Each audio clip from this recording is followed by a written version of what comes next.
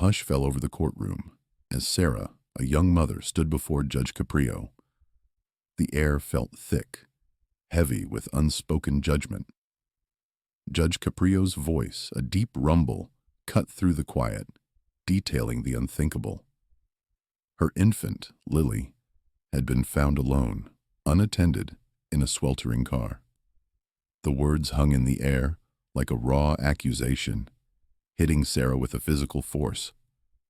She flinched, her gaze dropping to her clasped hands, but she didn't look away from the judge for long.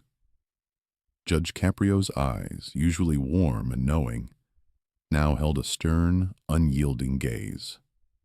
He delivered his verdict with a precision that left no room for doubt. It wasn't just a legal pronouncement. It was a stripping away of a fundamental right. His words made the harsh reality of her actions undeniable, laying bare the consequences. Sarah felt a tremor run through her, a crack in her carefully constructed composure. Her eyes welled up, but she fought back the tears, refusing to let the full extent of her despair show. She wouldn't break down here, not in front of everyone, not in front of him. She pressed her lips together, her jaw tight. The immediate consequence was the loss of temporary custody. The words hit her like a physical blow, a searing pain that radiated through her chest. Lily, her baby, would be taken from her. Just for now, they said, but the thought of separation was unbearable. The full depth of this impact, the hollow ache it would leave, was a pain she could only just begin to comprehend.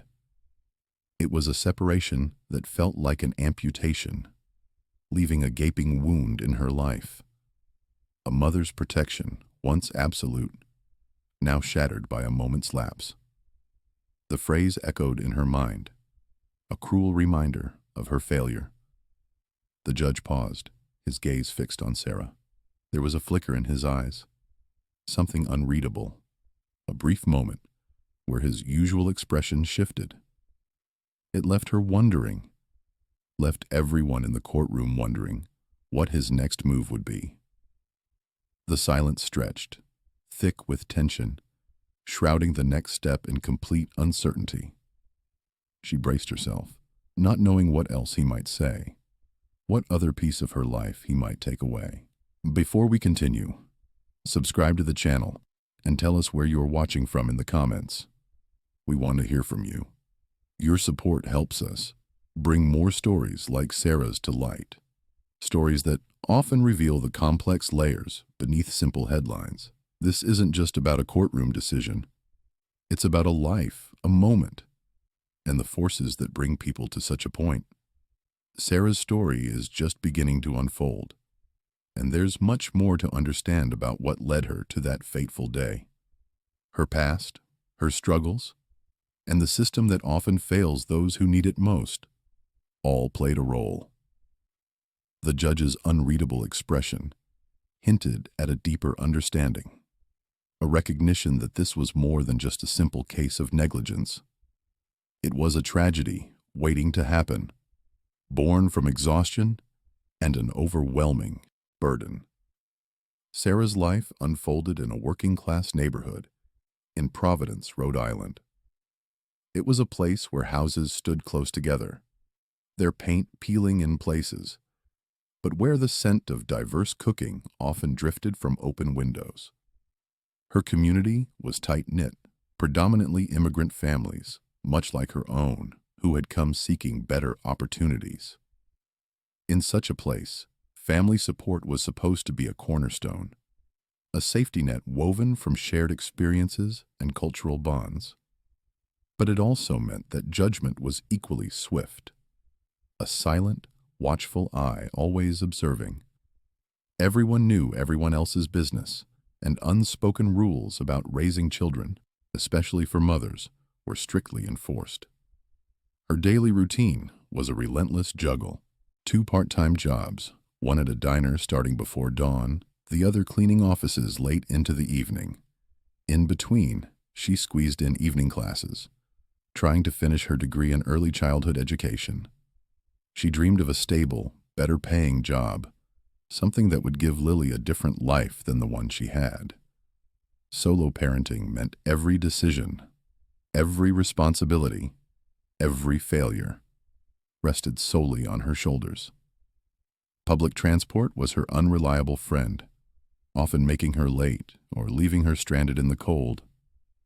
Sometimes, a kind neighbor would offer a ride, but she hated asking, hated feeling like a burden. The constant pressure to provide and succeed for Lily was a heavy weight, a never-ending hum of anxiety in the back of her mind.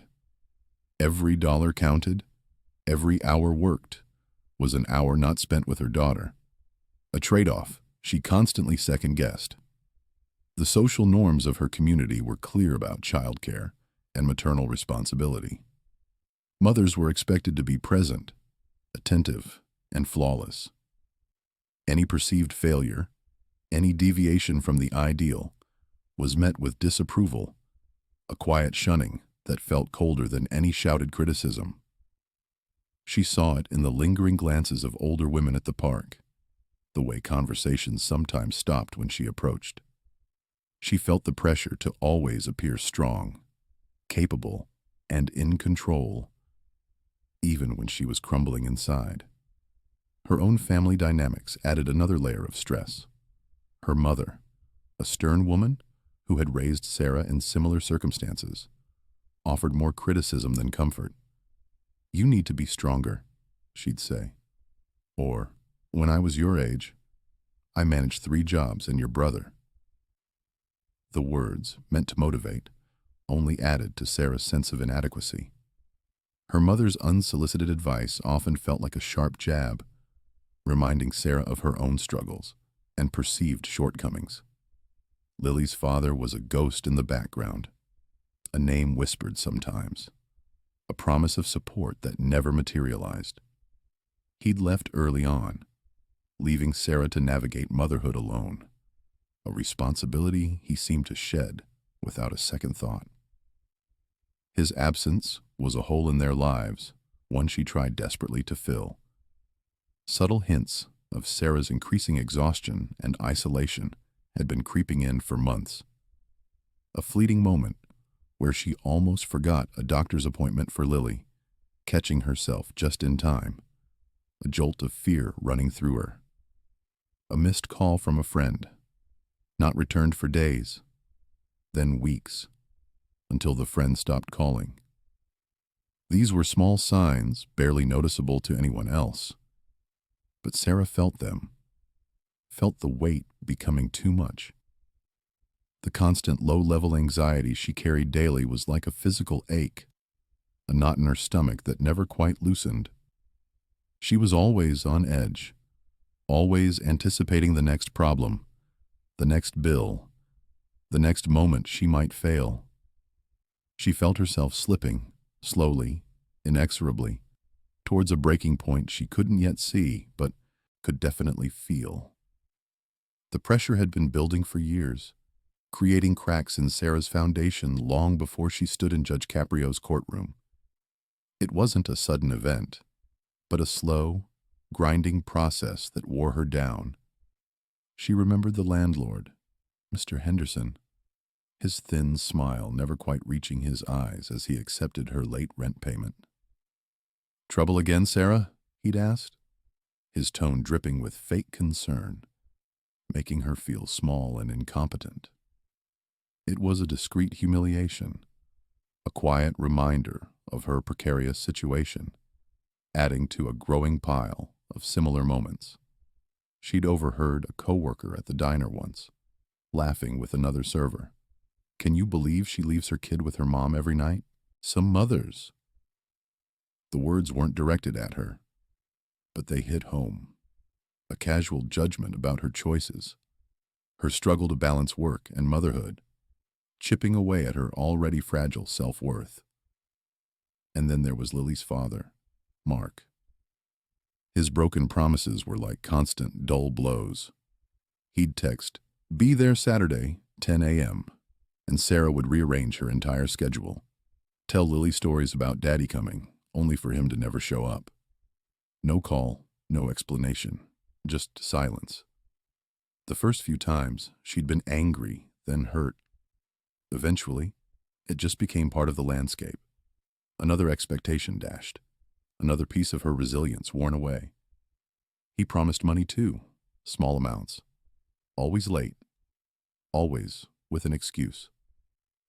Each time she counted on it, each time it didn't appear, she had to scramble, making impossible choices between paying a bill or buying groceries.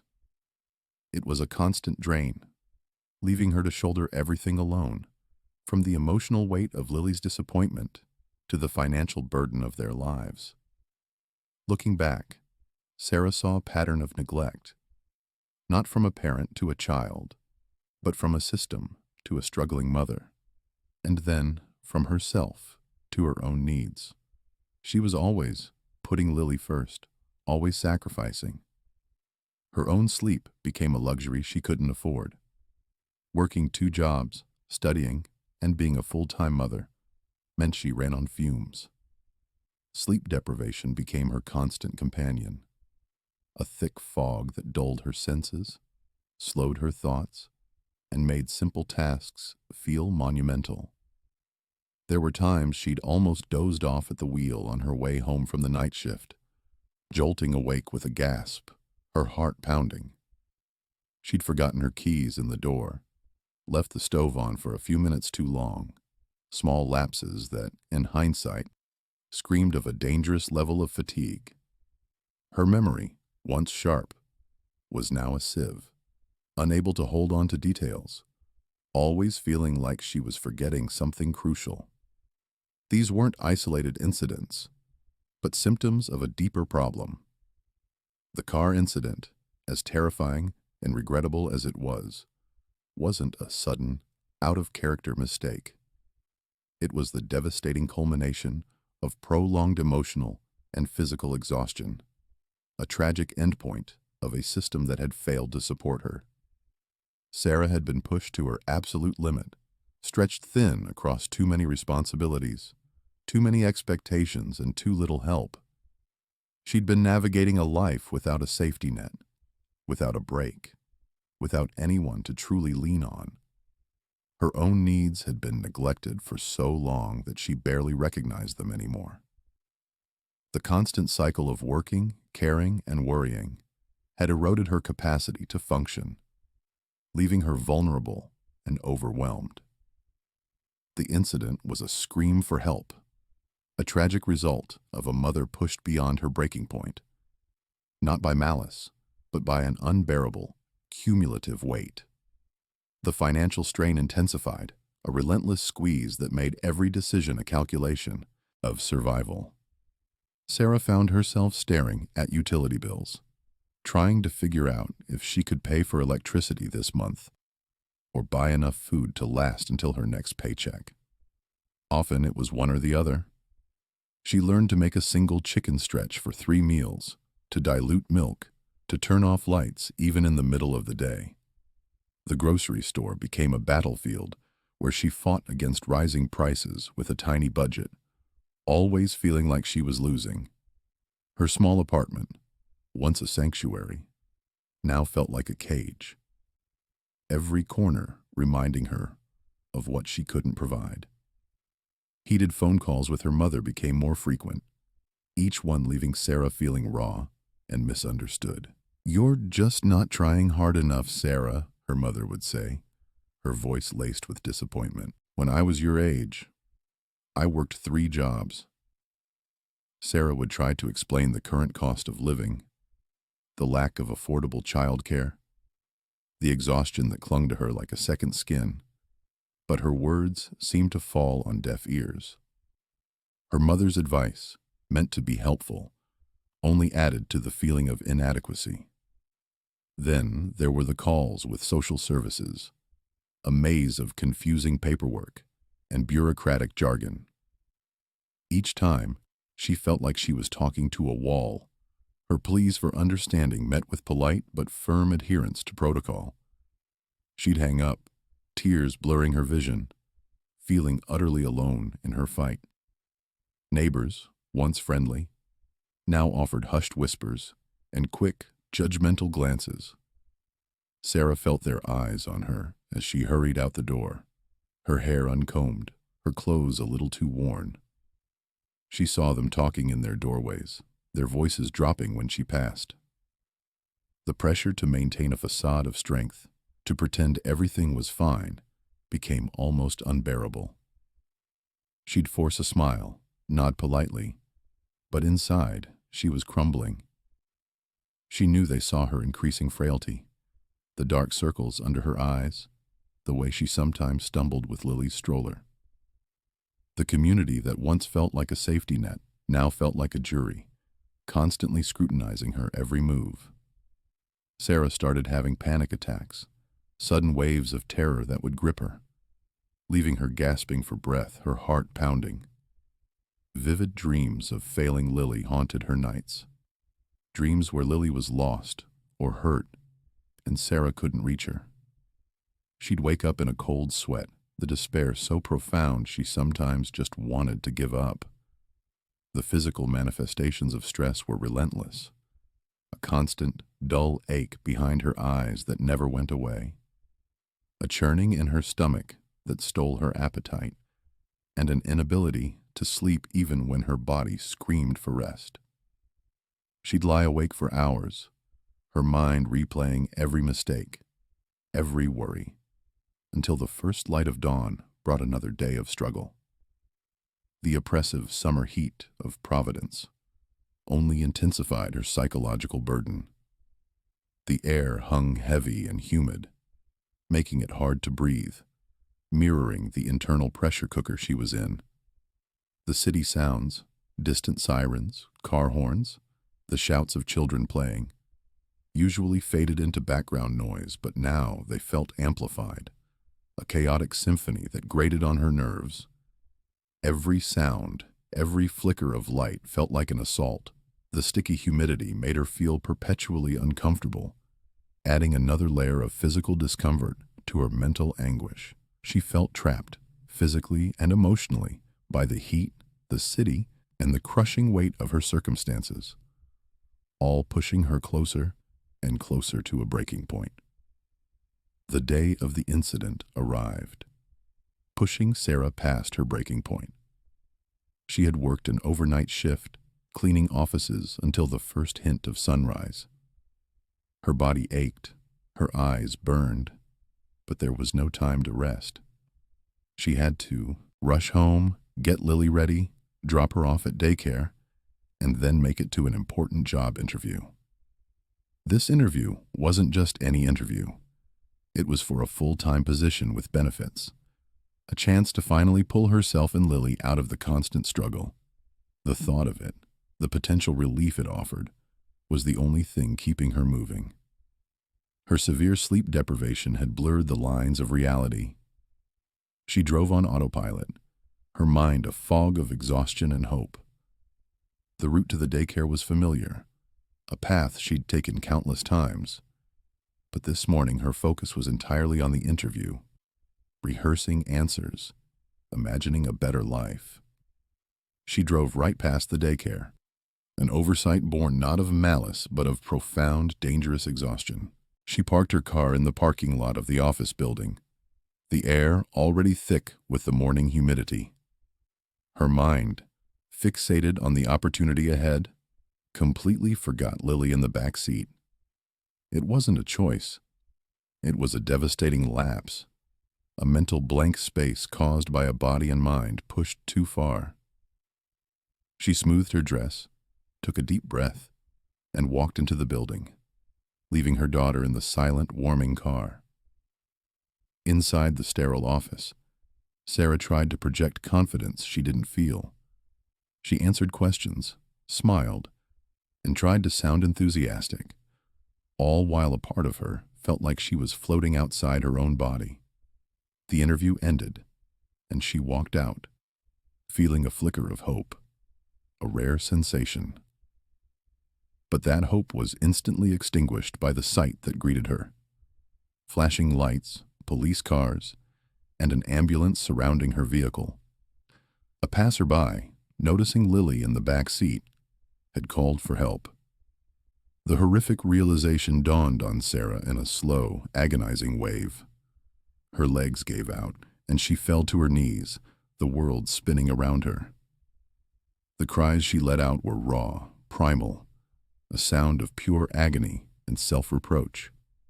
The immediate aftermath was a blur of concerned faces, stern questions, and the terrifying removal of Lily.